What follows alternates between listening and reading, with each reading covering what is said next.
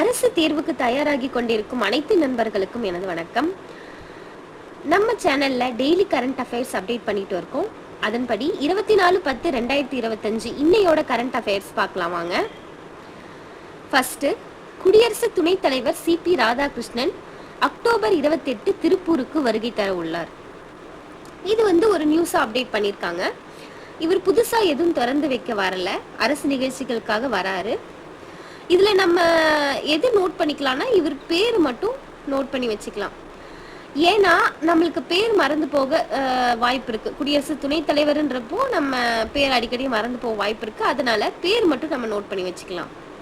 அடுத்தது ஆசியான் மாநாடு, இதை பத்தி பார்க்கலாம். ஆசியான் மாநாடு மலேசியாவில் நடைபெற இருக்கு. October 26 to 28. இதுல பிரதமர் இந்தியா கலந்துக்க போகுது அப்படின்னு சொல்லிட்டு, அதுவும் காணொலி மூலமா கலந்துக்க போகுது அப்படின்னு சொல்லிட்டு சொல்லியிருக்காரு.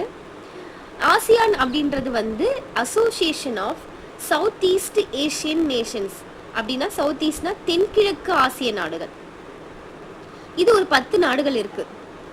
Brunei, Cambodia, Indonesia, Laos, Malaysia, Myanmar, Philippines, Singapore, Thailand மற்றும் வியட்நாம். இதுல மலேசியாவில் நடக்க இருக்கிறது இந்த மாநாடு இப்ப 2025ல. எப்பனா அக்டோபர் 26 to 28. இதுல இந்தியா கலந்துக்க போது காணொலி மூலமா அப்படின்னு சொல்லிட்டு பிரதமர் மோடி அறிவிச்சிருக்காரு. அடுத்தது நம்ம பார்க்கலாம் வாங்க. ஜம்மு காஷ்மீரில் இன்று மாநிலங்களவை தேர்தல். இது ஒரு நியூஸ் அப்டேட் பண்ணியிருக்காங்க. எத்தனை மாநிலங்களவை இடங்களுக்கு நடக்க போகுது அப்படின்னா 4 மாநிலங்களவை இடங்கள். இது சம்பந்தமான ஒரு நியூஸ் என்னன்னா, நம்ம பார்த்திருக்கோம் ஆர்டிகல் 370 ஜம்மு காஷ்மீருக்கு ஸ்பெஷல் மெஜாரிட்டி இருந்தது. எப்போ வரைக்கும் இருந்தது அப்படின்னா 5 ஆகஸ்ட் 2019 வரைக்கும் இருந்தது. அதை கேன்சல் பண்ணிட்டாங்க. அதனால இப்போ தேர்தல் நடந்துட்டு வருது. நம்ம தமிழ்நாட்டில் இது சம்பந்தமான ஒரு கண்டென்ட். தமிழ்நாட்டில் மாநிலங்களவை இடங்கள் 18, மக்களவை இடங்கள். இது இந்த அப்டேட் 12th பாலிட்டியில் இருக்கும், நோட் பண்ணி பாருங்க. இது 10th பாலிட்டியில் இருக்கும். இதோ காமிக்கிறேன் பாருங்க. இந்த பாக்ஸ் 10th பாலிட்டியில் கொடுத்துருக்காங்க பாருங்க.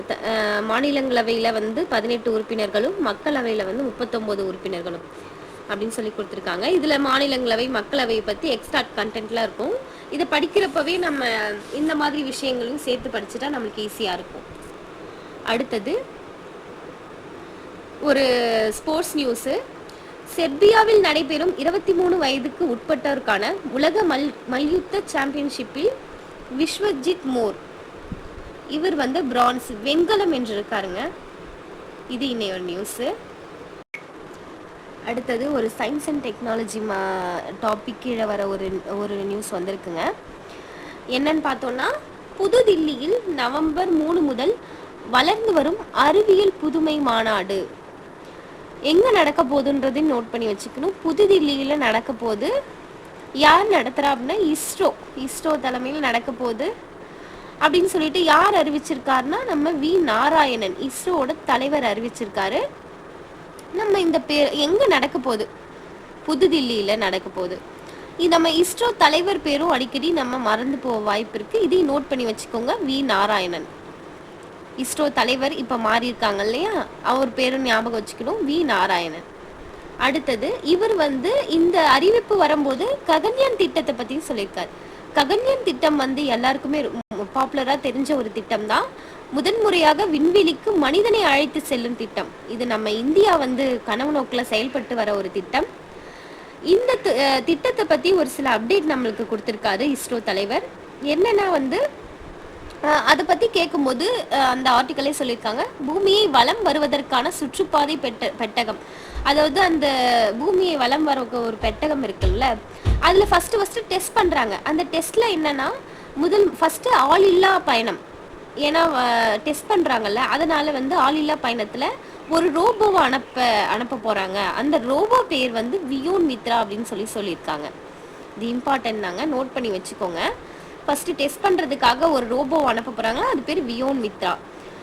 இதுக்கு முன்னாடியே வந்து அந்த இதில் வந்து ஒரு டெஸ்ட் நடத்திருக்காங்க. இதே ககன்யான் திட்டத்துக்குள்ள ஒரு டெஸ்ட் நடத்திருக்காங்க. என்னன்னா ஆகஸ்ட் 24 வந்து பேராஷூட் சோதனை நடத்திருக்காங்க. அதில் என்னன்னா வந்து ஃபஸ்ட்டு வந்து எப்படி திரும்பும்போது ரொம்ப ஃபோர்ஸாக வரும் இல்லையா, அது சமாளிக்கிறதுக்காக பேராஷூட்டை இது பண்ணுவாங்க போல இருக்கு. அதில் வந்து விண்ணிலிருந்து திரும்பும்போது காற்றின் வேகத்தை சமாளிப்பதற்கு 9 பேராஷூட்கள் பயன்படுத்தப்படும் அப்படின்னு சொல்லியிருக்காங்க. அதனால வந்து இதுக்கான டெஸ்ட் இப்போ பேராஷூட் அனுப்பி ஒரு டெஸ்ட் வந்து நடத்திருக்காங்க. அது ஆகஸ்ட் 24 நடத்திருக்காங்க. எப்படின்னா ஒரு ஹெலிகாப்டர்ல எடுத்துட்டு போய் ஒரு 3 கிலோமீட்டர்ஸ் அளவுக்கு போயிட்டு இந்த 9 பேராஷூட்டும் வந்து போட்டிருக்காங்க. அது வந்து நல்லா கரெக்டாக வந்திருக்கு அப்படின்னு சொல்லியிருக்காரு வி நாராயணன். இன்னும் ககன்யான் திட்டத்தை பற்றி விரிவாக படித்து வச்சுக்கிறது நல்லது. ஏன்னா நம்ம தேர்வு நோக்கில் இல்லைன்னா வந்து குரூப் 2 மெயின்ஸ் அப்போ நம்மளுக்கு எழுதும் போது இதெல்லாம் வந்து நம்ம தனியாக எடுத்து எழுதி படித்து வச்சுக்கிறது ரொம்ப ரொம்ப நல்லது. நம்மளுக்கு தேர்வுக்கு ரொம்ப யூஸ்ஃபுல்லாக இருக்கும். ககன்யான் திட்டம் மட்டும் இல்லை, எந்த ஒரு ராக்கெட் விண்வெளிக்கு அனுப்புகிற திட்டமாக இருக்கட்டும், எந்த ஒரு திட்டமாக இருந்தாலும் அதில் கண்டிப்பாக ஒரு கொஷின் வந்துடுது. அது டேட் உள்பட அக்யூரேட்டாக கேட்குறாங்க. அதனால எல்லாத்தையும் நோட் பண்ணி படிக்கிறது ரொம்ப நல்லது. போன குரூப் 4ல கூட ஒரு கொஷின் கேட்டிருக்காங்க, அதோ காட்டுறேன் பாருங்க. இஸ்ரோவால் GSLV F-15 ராக்கெட் ஏவப்பட்ட தினம். ஆக்சுவலாக இது 2025 அனுப்புனாங்கன்னு சொல்லிட்டு எல்லாருக்குமே தெரிஞ்சிருக்கும். எனக்குமே அது தெரிஞ்சுது. நான் வந்து March 8, 2025 போட்டு வந்தேன். ஆக்சுவலாக ஆன்சர் வந்து January 29, 2025. அப்போ நம்மளுக்கு அங்கே டேட் உள்பட இங்கே கேட்குறாங்க. அவ்வளோ அட்வான்ஸாக கேட்கும்போது நாமளும் வந்து நோட் பண்ணி படிக்கிறது ரொம்ப நல்லதுங்க. இது மாதிரி டெய்லி கரண்ட் அஃபேர்ஸ் நம்ம சேனலில் போட்டு வரோம். பார்த்து பயனடையுங்கள். நன்றி.